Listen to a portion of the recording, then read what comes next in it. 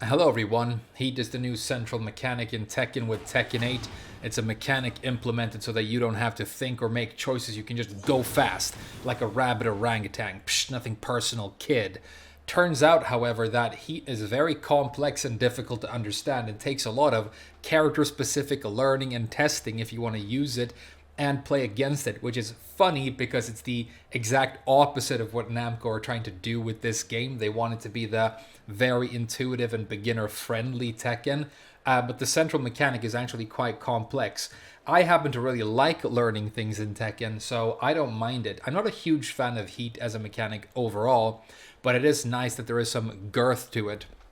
So I wanted to understand how this actually functions, and I've done a lot of testing, and I'm going to explain it to you in this video, and hopefully it will be clear by the end. So the first thing to understand about Heat, I'm going to explain how it works, like how you activate it and stuff, and then I'm going to explain how I think you should use it and how you can use it in different ways, how you strategize using your Heat, right? So as you might already know, there is a dedicated Heat button. It's 2+3, or you can bind it to a specific button. I think it's pre-bound when you start the game. I have it on my L1 button on my PlayStation controller. And when you press that button normally, this is a universal Heat activator.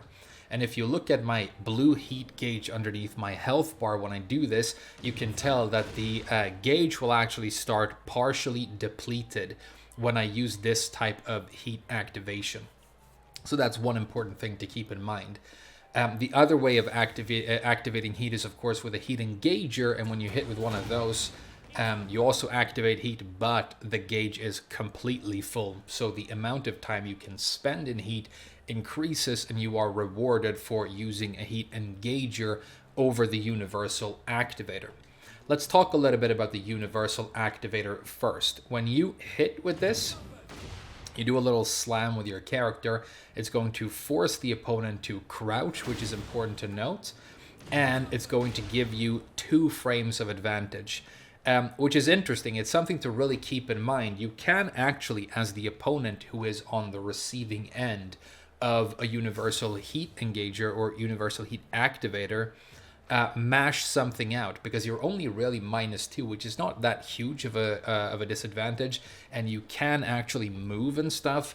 Just be aware that when you are forced into crouch, you can only move into the background, because if you press down, that will keep you in crouch. But obviously if you press up, you can walk into that direction, which is an interesting quirk of Tekken with crouch, and how sidestepping and walking interacts with crouch.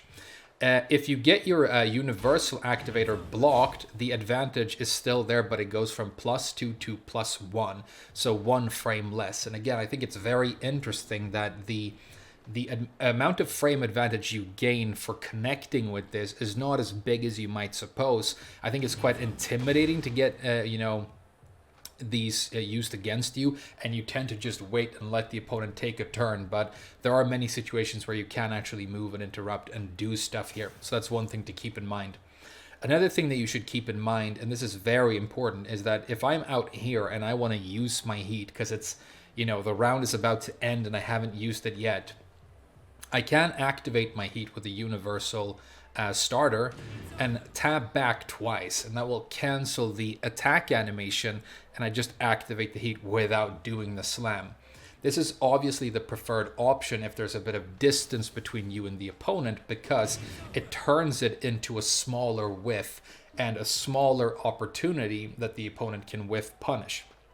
However, and I have tested this extensively, if you activate and cancel like this, you are still vulnerable for quite a few frames. And if you're standing next to your opponent like this and you do it and they mash a launcher, they can actually get a free launcher on you here. So while it is safer, it is still not completely safe. So I think your preferred option when you are anywhere near the opponent is to let the slam happen, because worst case scenario, you get blocked and you get +1, and there's no risk of you getting punished. If there's a bit of distance between you and the opponent and you want to go into heat from a distance, you cancel the slam, and you hope that the amount of distance between you will mean that your opponent will not have time to close the gap on you and whiff punish in the window. So that's how I think you should use the universal starter. If we talk about heat engagers and how they work, what's interesting about them, I suppose, is that they actually function quite differently depending on what character you're using and what heat engager you are using. Now, with your character, you should really go to the move list and look at the heat gimmick of your specific character.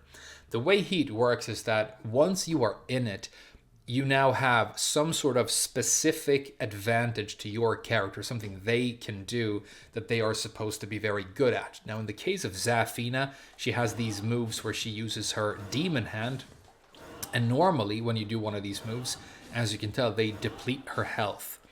But when she has heat activated, she can do them for free without depleting her health, and some of her hand-related moves actually turn into armor moves. So that is something very specific to her.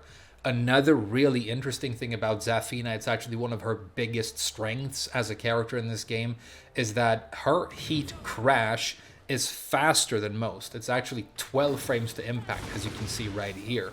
And there are situations where Zafina can get 12 frames of advantage on hit with, for example, this back 2, which means that this entire thing here is a true combo for 73 damage. Now, that is something that you really should learn if you're going to play this character, because it's very important, right? You can use your heat crash, which is this climactic heat finisher, as a block punish for anything that's minus 12 or more. It's very, very important. So what you should do with your character right now, if you haven't already, is read about these first few entries under all techniques, so that you understand what your character's heat gimmick is, and try and implement it and use it in a couple of different ways, because this page here doesn't explain everything. And it's, if you see, for example, that, oh, she has a 12 frame this, that means that I can use it for these different things. Is there an opportunity for me to use this by getting plus 12 off of something, And it's important to understand that, and it's very, very character specific, right? Okay, so that's just an example of the heat gimmick, as it's commonly referred to, of a single character, but it's different. Another couple of other examples. Elisa, for example, deals increased chip damage with her chainsaw moves. So what she wants to do with heat is get her chainsaws out and make the opponent block them over and over and over and just deal a bunch of chip damage. That's her plan. So one of the main strategies of your character is going to relate to the heat gimmick. Very important. Now, I mentioned the heat crash, this climactic finisher that you have. You use it by pressing the heat activating button when you are already in heat. Doesn't matter if you went in off of a heat engager or the universal heat starter. And it's usually a really big hit that deals somewhere around 50 damage. Some characters have higher damage. I think King has one of the highest. 55 is usually quite high. Some characters get like 49. It's variable. Okay. The other way, and the most complex and difficult to understand way of spending your heat, is with a heat dash. The way you perform a heat dash is by hitting with one of your heat engaging moves when you are in heat and then tapping forwards. So I do a heat engager and now I'm in heat, and I do the same heat engager again while already in heat and hold or tap forward, and I perform a heat dash. The reason I say that the heat dash is more complex than other aspects of heat is that what happens when you heat dash actually depends entirely on the move that you use. So you really need to become familiar with what happens after your heat engagers when you use them with a heat dash. Your character will have 5 typically different heat engagers, and they are listed here under heat moves.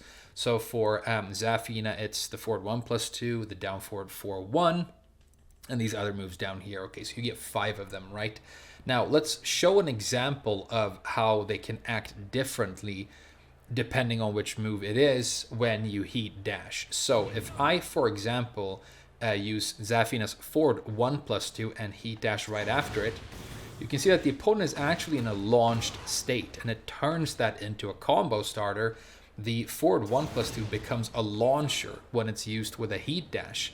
But if we do the exact same thing with the down forward 4-1 right here, you can see that the opponent is not in a launch state. They will actually hug the ground, and I'm not able to continue my combo.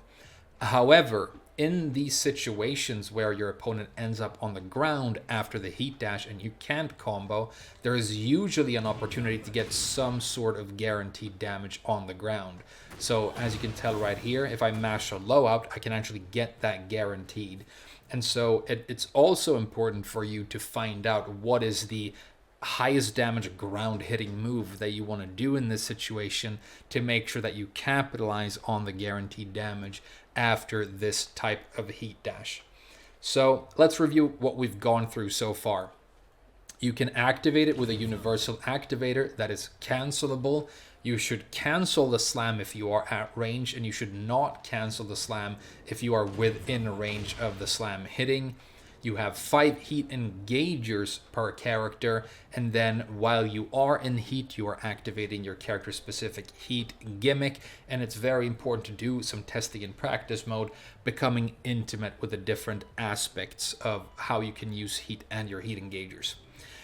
While you are in heat, all of your attacks will do chip damage. So normally, when you hit with certain moves, like this right here, for example, the forward 1+2, you can tell that it deals chip damage to Shaheen on block. However, if I activate heat, now all of my moves will start to do some chip damage on block. So it incentivizes you to attack a lot while you are in heat, and it's actually advantageous to you even when the opponent is blocking. Now, some characters will do insane chip damage when they are in heat, and some characters will do not that much at all.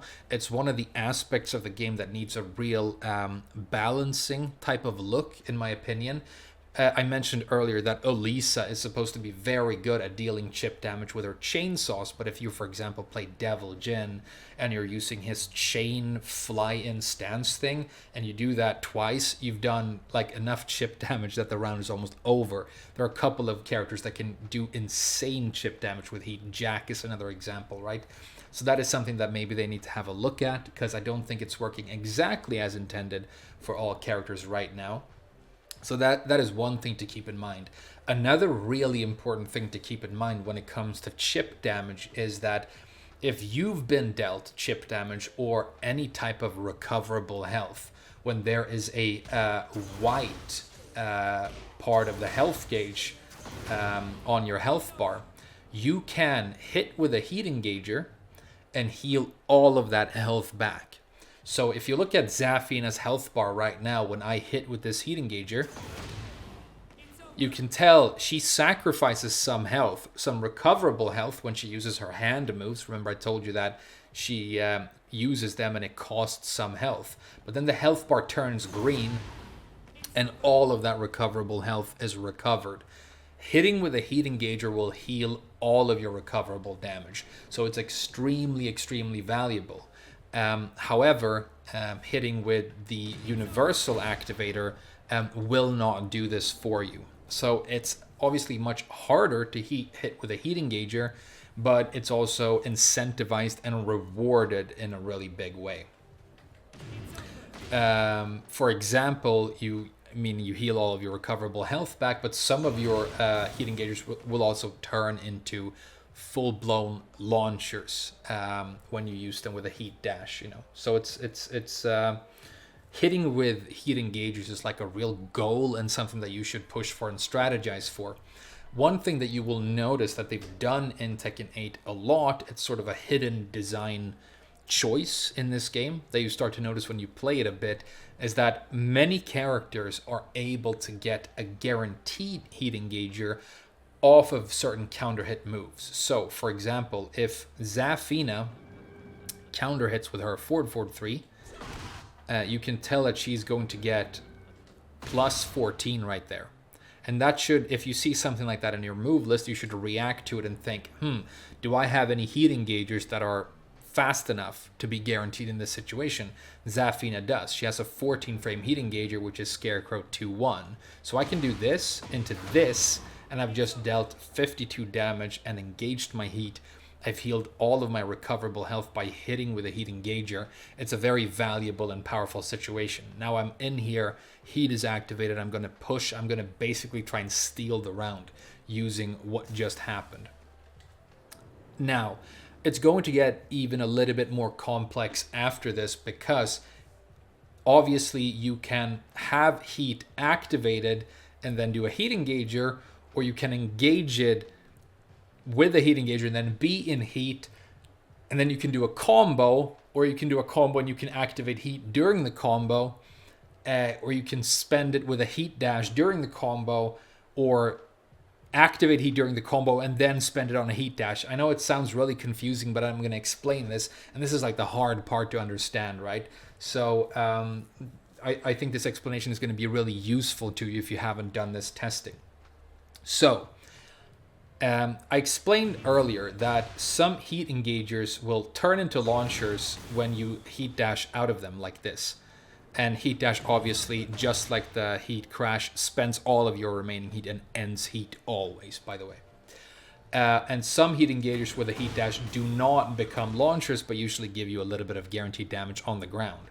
Well, if you have heat active and you launch the opponent with a normal launcher, and you then use a heat engager with a heat dash in the middle of the combo, that will always put the opponent in a bound state where you can continue your combo.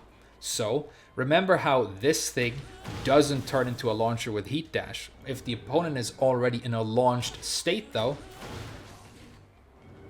let's activate heat and I'll counter hit. You can tell that it does.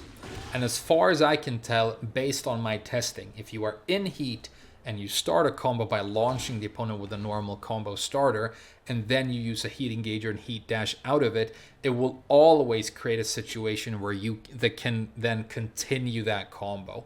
And so it's a way of extending your combos for more carry and potentially a bit more damage. For some characters, it's a lot more damage. For some characters, not really.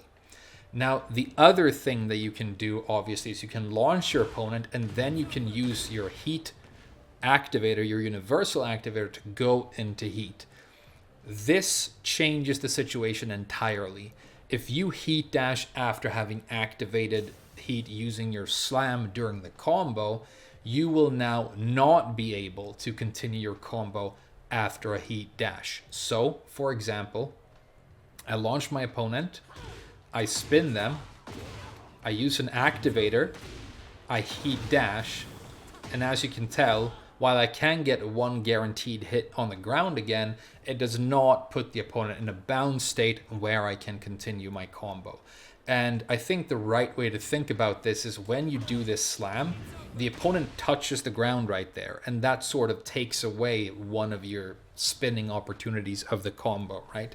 And all it really gives you is a potential powerful hit on the ground for a bit of damage. If you're playing Kuma or Panda, that means that you can do a down back 2+3 and deal a massive amount of extra damage. If you're playing Zafina, I don't know, maybe you can get a back 3 guaranteed and that would be quite good. It's going to be better or worse depending on what character you are using. But you sort of see the complexity of it, right? Now, if I activate with Universal Heat like this after a launch, I can then still continue my combo and spin.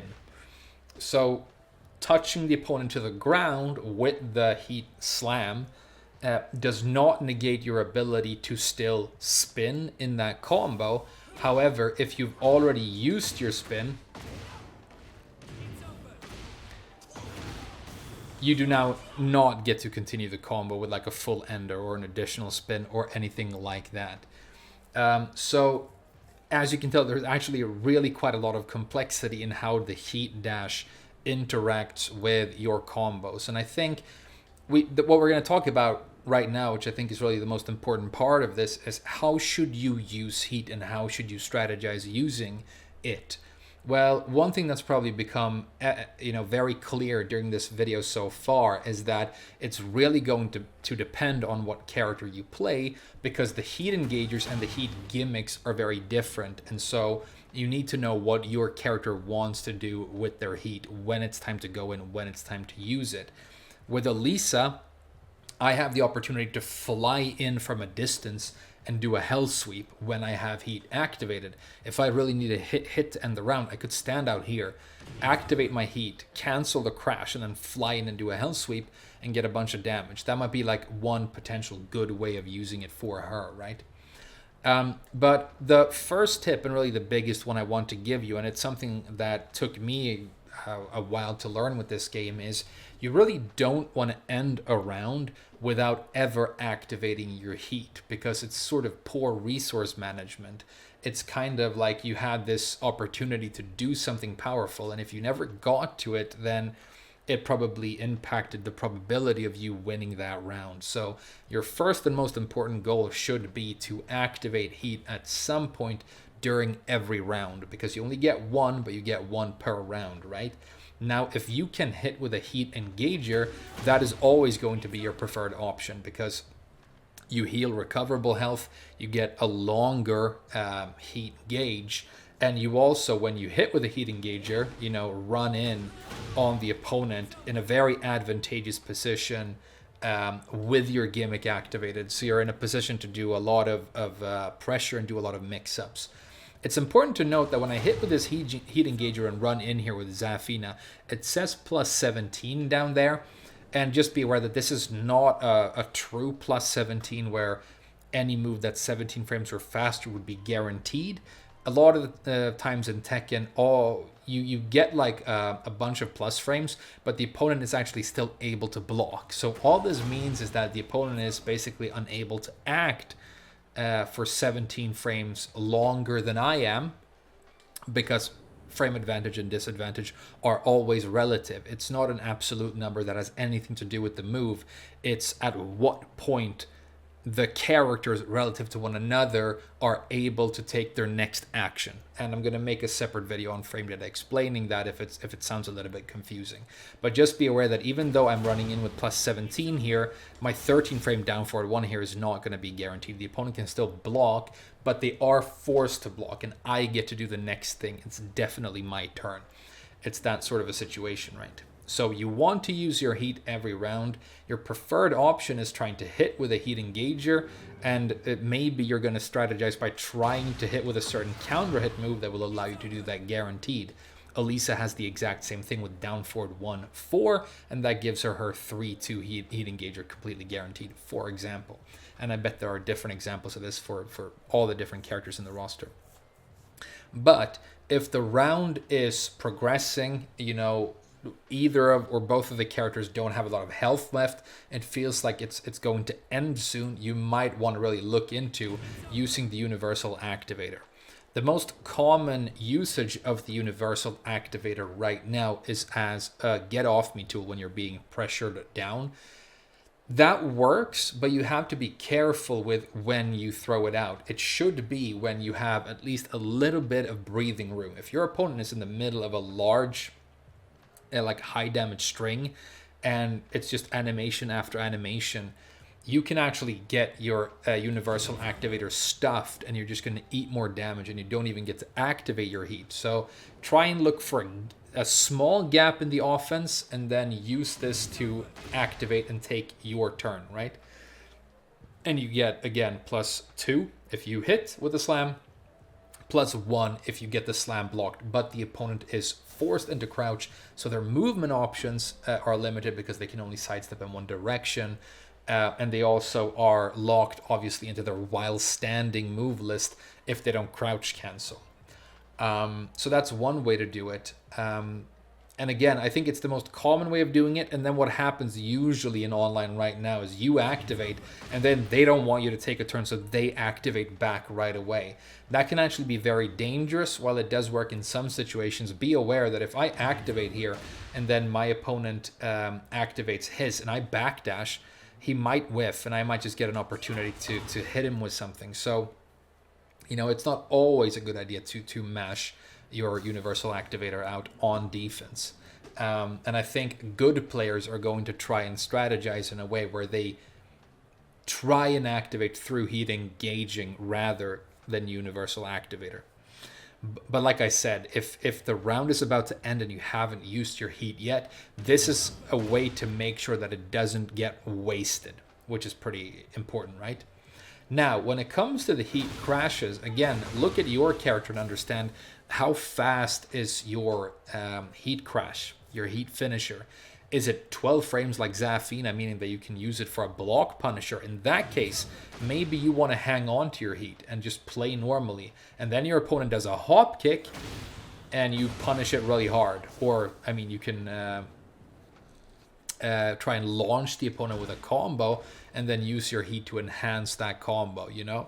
For some characters, it's going to be a good idea to try and hang on to heat and not just spend it right away. But generally, I think the preferred strategy is going to be whether you activate with Universal Activator or Engager, you're trying to use your heat, but when it's running out, when you know it's about to disappear just like that, you can throw your heat crash, because the heat crash doesn't care how much heat you have left as long as you are in heat, and you at least attempt that final climactic finisher when the heat was about to run out anyway. So again, it's good resource management. You're hallelujahing a little bit, but it's like you have this opportunity to deal a massive chunk of damage. They're typically really quite fast, good range, you know, they're good moves.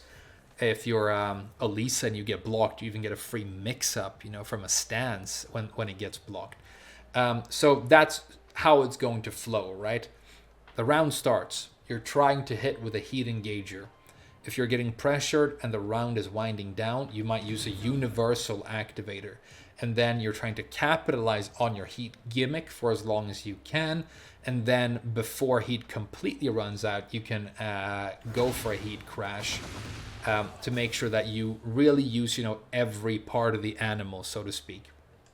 I see a lot of players right now online activate heat as fast as they can, and then they just start trying to push really hard, really at the beginning of the round.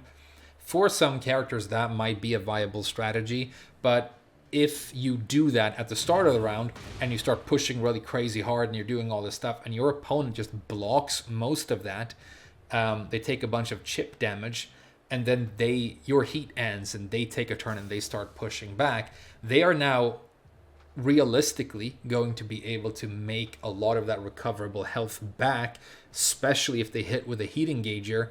Now they're going to heal all of that health back. They are in heat with advantage, and you no longer have access to heat. So you can't use it for a get off me tool, and you can't steal your turn back using it. So for the most part, it's actually going to be better to try and hold on to your heat until after the opponent has depleted theirs. If you can do that, you then have a strong and distinct advantage for the rest of that round. It's not always going to pan out that way, but you know, for the most part. If you hit with a heat engager, like one thing I had a problem with when this game came out is that when you hit with a heat engager, what if you don't want to go into heat? What if you just wanted to use that move for its other good properties? I mean, for example, forward 1+2 for Zafina is a really strong safe on block mid string that would be fantastic for mix-ups. And so I would want to use this a lot, but not necessarily wanting to engage heat every single time, right? But what Namco are telling you by forcing you to engage heat off of the heat engager every time it hits is that you're supposed to always want to be in it. And when you're in it, you're supposed to push as hard as you can with it for as long as possible, and then it ends, right? So yeah, that's kind of the rhythm of how it works.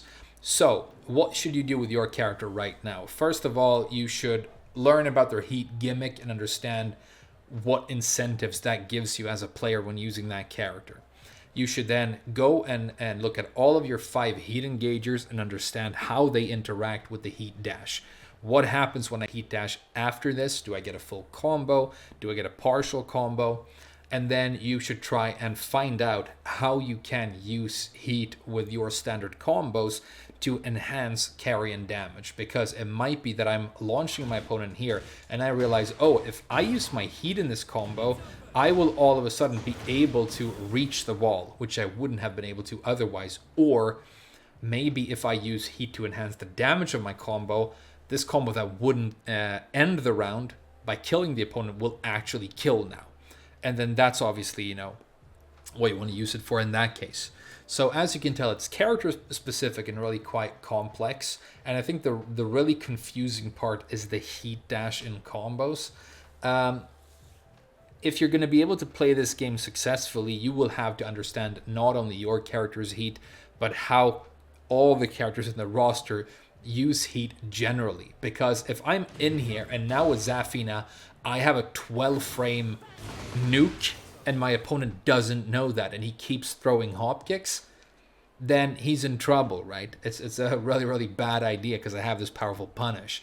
And so to be able to play successfully on defense, you need to understand not only your heat, but the opponent's heat. Okay, they have activated heat. They're going to start doing stuff right now. What do I have to look out for? If it's Elisa, I don't want to block those chainsaws. If it's Lars, he's going to force silent mix-ups using Rebellion. Okay, so he goes into silent off of Rebellion. What options does he have? Well, it's probably going to be silent 1 or silent 2. Am I going to try and duck and block the silent 2? Can I walk either of these options? Should I try and reverse something? Should I wait and see if he actually goes into limited and tries to mix from there? You know, so it requires a lot of character-specific learning, which I love. It's one of my favorite aspects of Tekken, but it's not what Namco were setting out to do with this mechanic. They were trying to make aggression more accessible, more powerful overall. And so I think, you know, it's not entirely successful as a concept, and it's also not perfectly balanced. For some characters, the heat is essential and very, very powerful. For some characters, it feels a little bit more like a poorly implemented afterthought, and the chip damage is kind of a little bit all over the place. And some characters are straight up broken in heat, but I'm going to talk a lot more about general balancing issues in my next video. So hopefully this explanation of how heat actually functions has been useful for you, and you get excited about learning. Like I said, jump into practice mode with your favorite character and practice these things. It's not going to take you long, and then you're going to be much more of a master of that character, and you're going to see a lot more success when you play competitively. But thank you very much for watching the video, and I'll see you guys again very soon.